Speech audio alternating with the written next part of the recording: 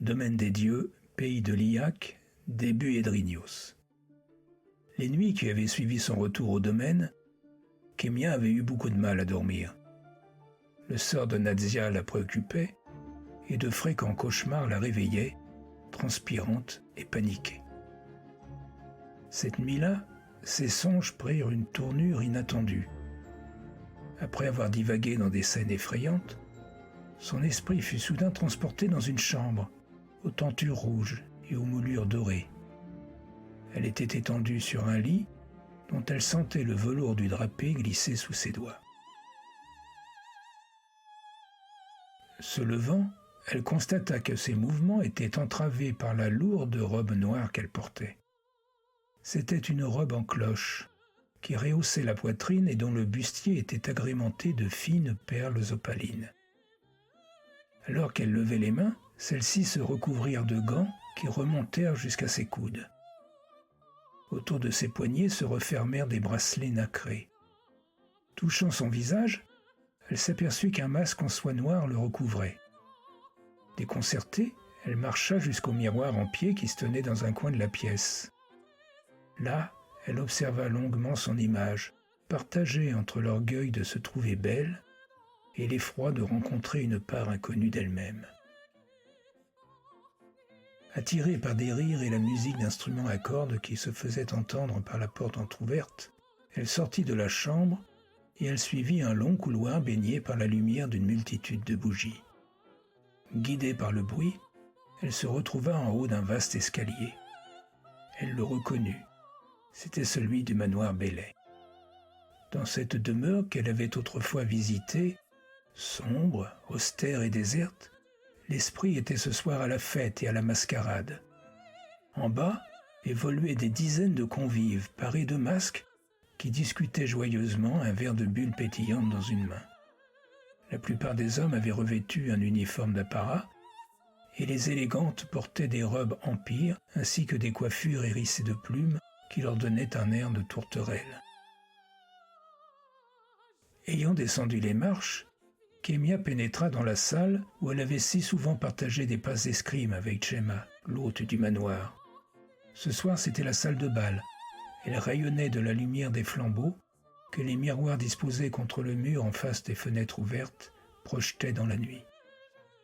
Partout, on avait disposé des guirlandes de fleurs dont les couleurs chaleureuses s'accordaient avec cette ambiance dorée. Les danseurs et les froufrous de leurs cavalières virevoltaient dans un bruissement de tissus. Tous les sens de Kémia étaient enchantés. Là, des parfums d'eau de Cologne. Ici, le son du champagne pétillant dans les verres. Au centre de la pièce, un couple évoluait, concentrant l'attention de l'assistance. Elle, c'était une belle jeune fille à la chevelure blonde, au bras d'un élégant cavalier, masqué, coiffé en catogan. Lui, elle le reconnut. C'était Gemma Dawkins, le vampire. Sans savoir comment, Kémia se retrouva en avant du cercle formé par les invités. Le couple cessa alors de danser, la jeune femme s'évapora, et c'est à elle, Kémia, que le vampire tendit la main. Elle avança et se laissa entraîner dans la mesure d'une valse aux accents mélancoliques. « C'est à ça que ça ressemblait en votre temps ?» dit-elle en jetant quelques regards au décor. « Je dois hélas dire qu'il ne s'agit que d'un pâle reflet, » lui répondit Gemma. « Elle était très jolie, cette jeune fille. Vous faisiez beaucoup de conquêtes, j'imagine. » Il sourit, un sourire de satisfaction. « Et la valse était donc votre moyen de séduction ? Je vais probablement briser tes fantasmes romantiques, mais je n'ai jamais été très respectueux des convenances. Que croyez-vous ?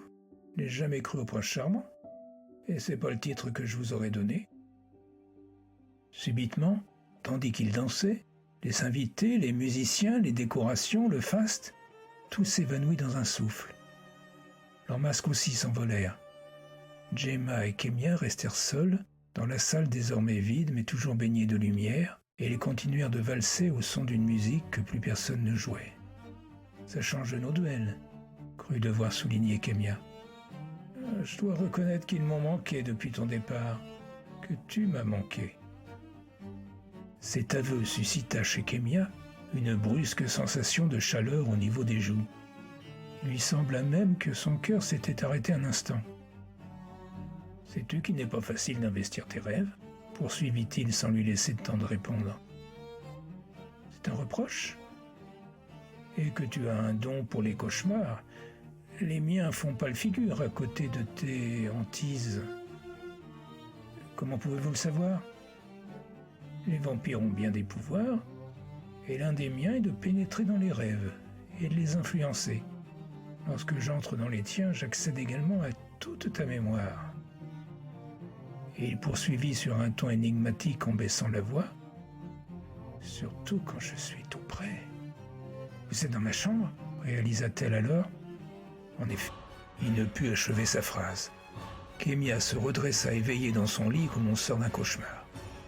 Auprès d'elle, les bruits angoissants d'une violente lutte se faisaient entendre, des coups et des grognements.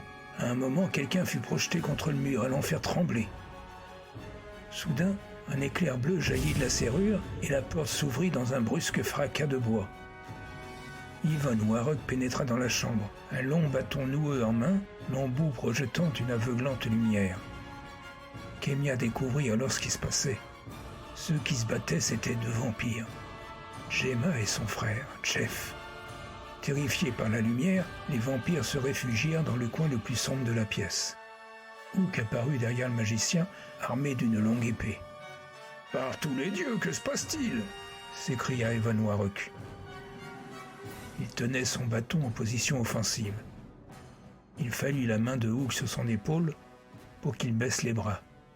Le faisceau éclatant se mua en une douce lueur. Quant aux deux vampires, recroquevillés, leur visage était hargneux. Celui de Gemma semblait avoir considérablement vieilli. « Messieurs, » dit Hook en s'avançant vers eux, « peut-on connaître la cause de tout ce joyeux bordel ?» Il balayait l'air de son épée, prêt à pourfendre qui ne lui donnerait pas une explication convaincante. « J'attends, » poursuivit-il. Les deux vampires échangèrent un regard mauvais. « Peut-être qu'un petit coup de chaleur supplémentaire ne vous ferait pas de mal ?» hasarda Hook en faisant un signe au magicien. « Non, » protesta Gemma. « C'est ma faute. »« Et bizarrement, ça ne m'étonne pas. » s'exclama Hook du ton de celui qui a compris. « Je ne suis pas non plus étonné de ne pas avoir été informé de votre retour. Je viens seulement d'arriver, » se défendit le vampire. Kémia apprit plus tard que Hook l'avait envoyé quelque part à l'est pour prendre des informations, là où se regroupait la majorité des vampires et où Nadia était vraisemblablement retenue prisonnière. « Je vous saurai gré de venir me faire votre rapport dans l'heure, » poursuivit Hook. « Allez, tout le monde dehors !» Le vampire obéit. Jeff, quant à lui, hésitait. « Vous avez le regard de celui qui va commettre un meurtre, » s'agaça Hook. « Laissez votre sœur dormir, et allez chasser, vous reviendrez plus tard. » Hook quitta la chambre en dernier. Kémia se retrouva seule, dans le noir.